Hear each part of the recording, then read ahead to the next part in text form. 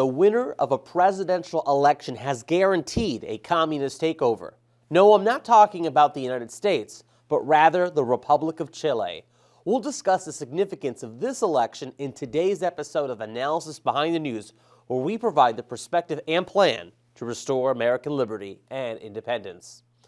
On Sunday, December 19, 2021, Chile held the second and final round of its two-round presidential election, the winner of which is chosen by popular vote.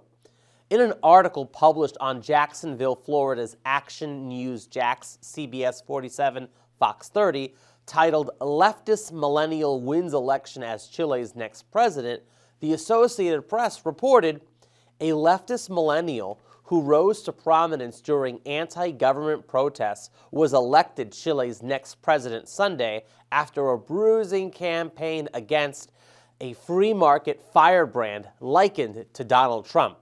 With 56% of the votes, Gabriel Boric handedly defeated by more than 10 points lawmaker Jose Antonio Cast, who tried unsuccessfully to scare voters that his inexperienced opponent would become a puppet of his allies in Chile's Communist Party and upend the country's vaunted record as Latin America's most stable advanced economy.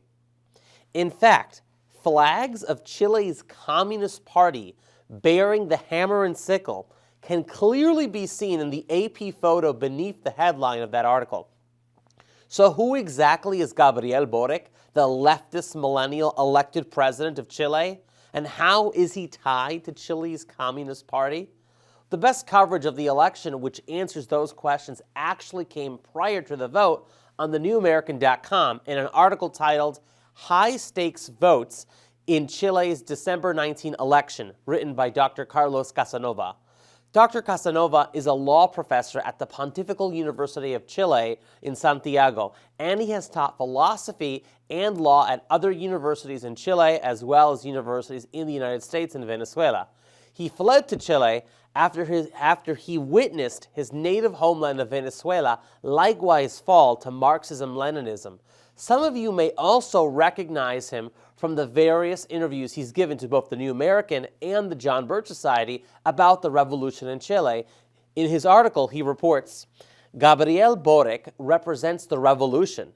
He is ostensibly supported by Frente Amplio, a coalition of Marxist and anarchist groups, and really by the Chilean Communist Party. He is also supported officially by the Socialist Party, the Partido de la Revolución Democrática, and the Partido Radical.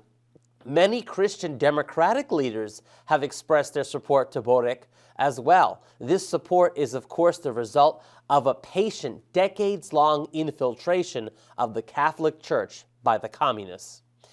Delving deeper into Boric's communist pedigree, Casanova continues, "Boric is a young, 35 years old, and authentic Marxist revolutionary, and he was one of the student leaders during the student movement of 2011 to 2012. This is how he became a nationally important political figure. That movement pushed for and ended in the suppression of the system of subsidized schools, similar to the charter school program in the United States, and of university autonomy. These, of course, are classic Marxist goals. Chavez, for example, sought the same ends in Venezuela in 2000-2002, but failed due to the resistance of professors and students. In 2013, Boric was elected for the first time as a representative in the Chilean Congress. He was re-elected in 2017. There he pushed for all radical agendas, including the law of gender identity, abortion, homosexual marriage, the distribution of the privately owned retirement funds, etc.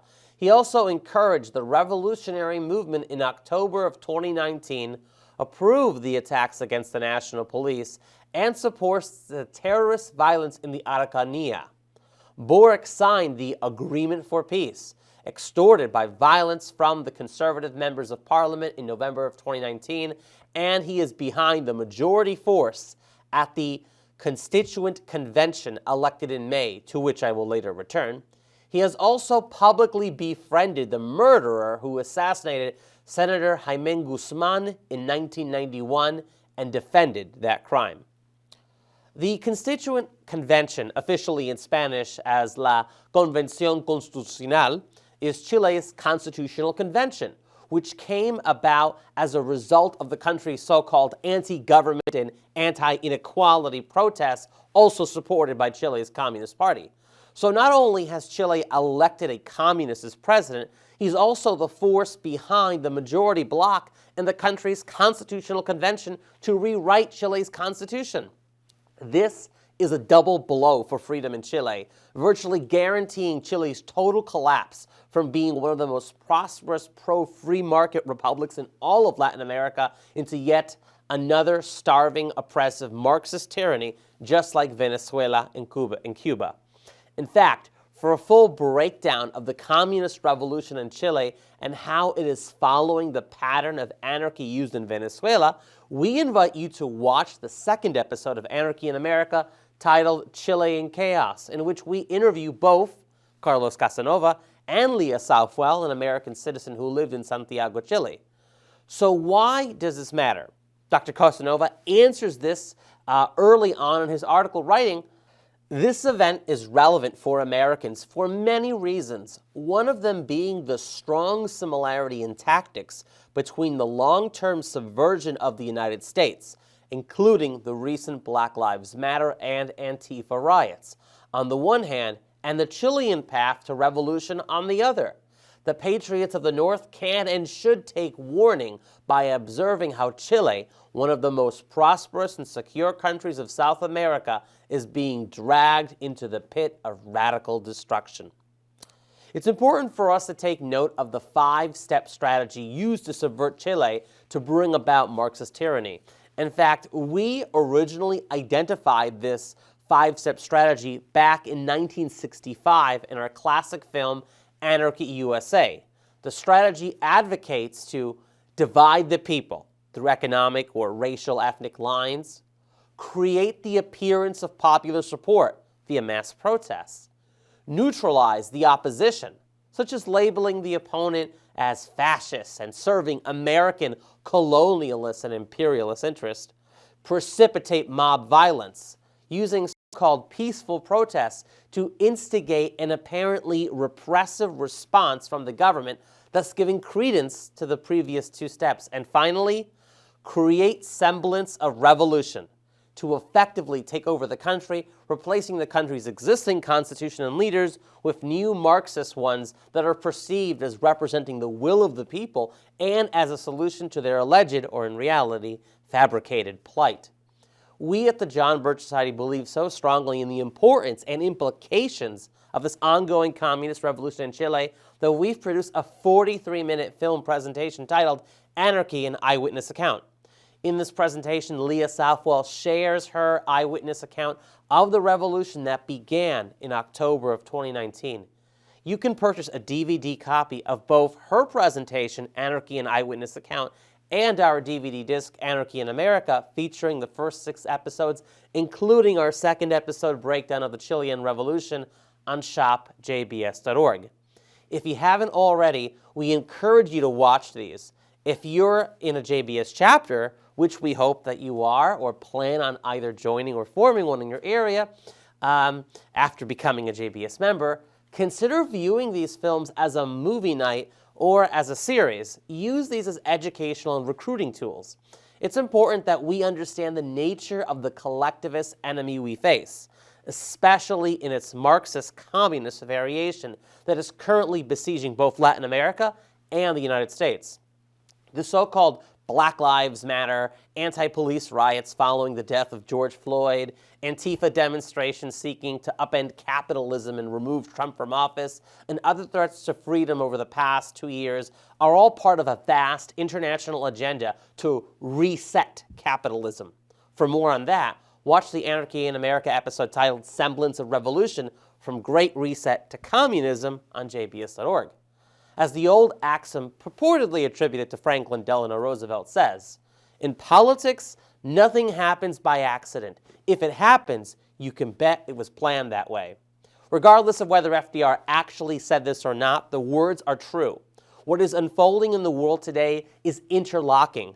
As Carlos Casanova points out in his article regarding now President-elect Gabriel Boric's far-left political front, Frente Amplio, not surprisingly, there is evidence of the political movement Frente Amplio behind Boric.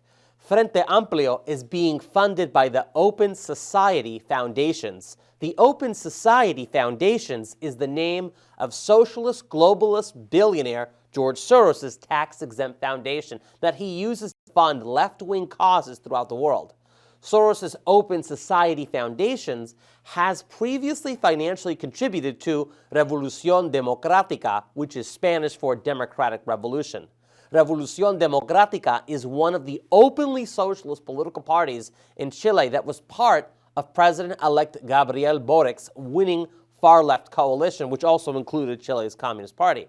And George Soros, as the New American's Alex Newman has repeatedly reported in print, online, and on video, is also a supporter of Klaus Schwab and the World Economic Forum's so-called Great Reset of capitalism. As Chile is being reset before our very eyes, we dare not waste any time in educating the electorate here in the United States about this looming collectivist tyranny. Make it your New Year's resolution to become a JBS member in order to, with God's help, save our republic by exposing this multi-pronged pressure from above and pressure from below attack on both our individual liberty and national sovereignty. Together, we will prevail, but winning will take work and, most importantly, you. As our founder Robert Welch wrote, education is our total strategy and truth is our only weapon.